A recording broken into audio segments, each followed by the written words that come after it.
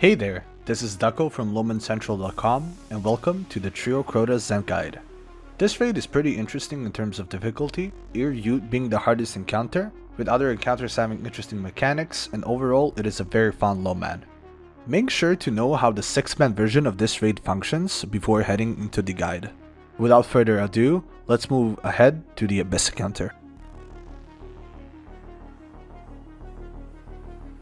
In order to complete this encounter, you need to bank the Chalice of Light in every single preserve spot. Preserve spots are random, however they're grouped, and this is important to understand since you need to be fast. Let's take a look at the map. Every color represents a group of lamps that can have a preserve spot on them.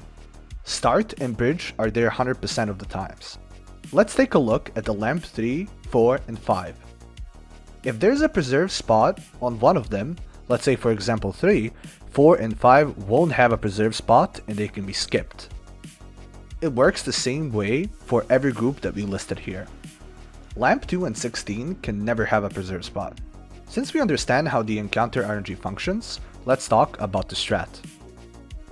Your goal is to juggle the buff and preserve it on the spots that RNG rolls. It's recommended to run Strand with Grapple and a Sword with Eager Edge to easily traverse the maze. Remember that once you throw a Strand Tangle and grapple to it, you won't lose your grenade charge, so you can have the grenade up at all times.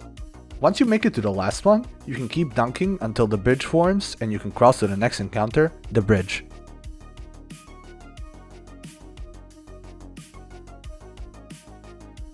This encounter might be one of the most fun Lowman encounters in the game.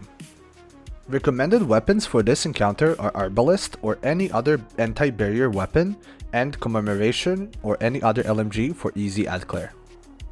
In order to complete this encounter, you need to cross the bridge and dunk 5 swords to continue to the final part of the encounter where you kill the rest of the gatekeepers to fill up the statues. Since this is a trio, you won't be able to cross the bridge because if you stand on the bridge plate, the totems will activate, and if no one is on them, you will wipe. We'll be using a Strand Tangle Grapple to cross between the end and beginning of the encounter.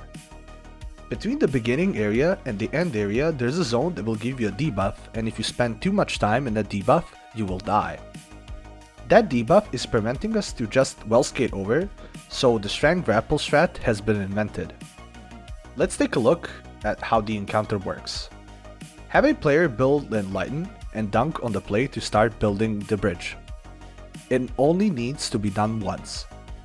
The other 2 players will juggle the chalice so none of them become enlightened. Your goal now is to spawn the sword bearer, and he spawns while the bridge is being built, so you need people standing on each totem and the bridge plate. When the sword bearer spawns, you can get off the totems and the bridge plate and kill him. Once he's dead, the enlightened player will pick up the sword and they need to have a grapple grenade ready. One of the other 2 players will become enlightened, and once he does, the person that's holding the chalice and the person holding the sword will cross. There are 2 lineups for the Tangle throw. When crossing to the end side, you want to be aiming in between these 2 pillars and look as high as you can. Make sure to call out when you're throwing the Tangle so the player holding the sword can get ready to grapple to it. Also remember not to grapple too early because that will cause you not to grab the Tangle and you will die. You have plenty of time to throw it once you see the Tangle. Once you cross, the Chalice player will preserve the Chalice and the sword person will kill the gatekeeper. When all of this is done, you can go back together using this other lineup. Aim at this totem on the beginning side and aim as high as you can and throw it. If you need to build Enlightened again, one of the players can cross again to the other side to grab the Chalice and quickly cross back in order not to die with it. Once you dunk 4 swords, grab the 5th one and everyone crosses. Kill the last gatekeeper and clear the waves of ads. While killing ads, 2 people can build Enlightened to be able to kill the remaining 5 gatekeepers that come out of the rooms once you kill all the ads. The person that won't be Enlightened can quickly swap to Tractor Cannon to debuff and blind the gatekeepers. Once you're done with all of them, do the cross section with Shriekers regularly and get ready for the hardest encounter of this trio, Ute.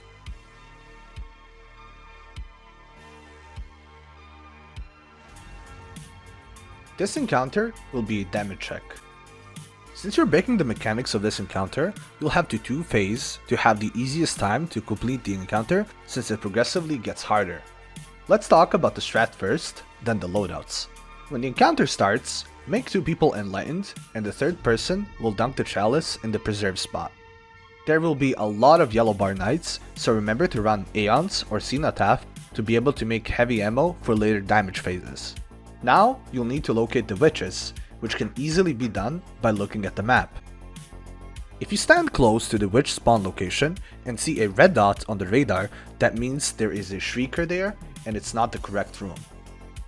If there's nothing on the map, that means that there's a witch inside of that room. In order to kill the witches that spawn in these rooms, you'll need to use Blink Jump either on Void Warlock or Arc Hunter to the green barriers while enlightened. Blinking through the barriers won't take away your enlightened, so that's how we break the mechanics of this encounter. In the first phase, there will be 3 witches. Have a player that can blink go in 2 of these 3 rooms and lower the witches down to finishable HP. The player without enlighten will finish the witch in the second room without walking in, but he'll need to bait the witch to get closer to the barrier just by standing and shooting at the barrier. The third room can just be walked in with enlightened by one of the other players. Once every witch is finishable and ready to kill them at the same time and head to center to do damage. In my run, we had Solar Warlock running Well of Radiance, Merciless, and Apex Predator. If you're going to run Merciless, remember that you'll need to get 1 kill before every reload in order to proc Impetus, which will literally double your damage. Void Warlock running Gallarhorn and Noah Bomb. Strand Titan running Banner of War, Synthoceps, and 1-2 punch shotgun for insane super damage, and Tractor Cannon to apply a 30% debuff. If you hit more than half of her HP, you'll be able to easily 2-phase her. The more damage you do in the first, the easier it will be to kill in the second, because you'll have more time to work with the witches since there will be 4 now. If you want, you could have multiple people running Blink to have an easier time killing witches in second or even third phase, but it's all up to you and your playstyle. Once you kill her, we can head into the final encounter, Crota.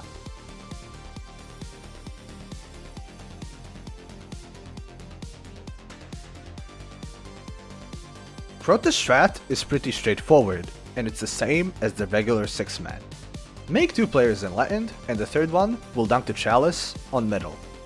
One of the enlightened players will be on Oversoul duty, and the other one will be on sword duty. Grab a sword and go do some damage to Crota's shield. Remember that Tractor can debuff Crota while doing shield damage, and also Arc Surges work with the sword. Once you deal more than half of the shield damage, go and pick up the chalice from middle again, build enlightened, and grab the sword again, but this time you'll be heading into DPS. While you're breaking the shield with the sword, it's a good idea to run healing maids so the Crota doesn't kill you while breaking the shield.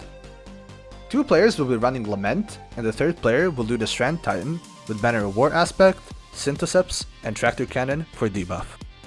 Remember to move Crota into a position where enemies are around him, so the Titan player can proc Synthoceps buff, preferably in the back of the map or a bit to the side. The sword bears can be used for generating heavy ammo with Aeons or Cenotaph if you're running low on ammo after a phase. It's an easy 3-phase, take your time, and make sure to leave him close to final stand at the end of second damage phase in order to have enough ammo for the final stand.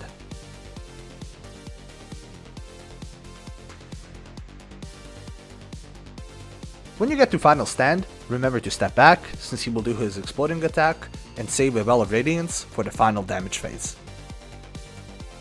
And that should be it. Now you can head to LowmanCentral.com, check your stats, and if you're a completionist, try to get every single Lowman badge in the game. Thank you for watching, and I'll see you in the next guide.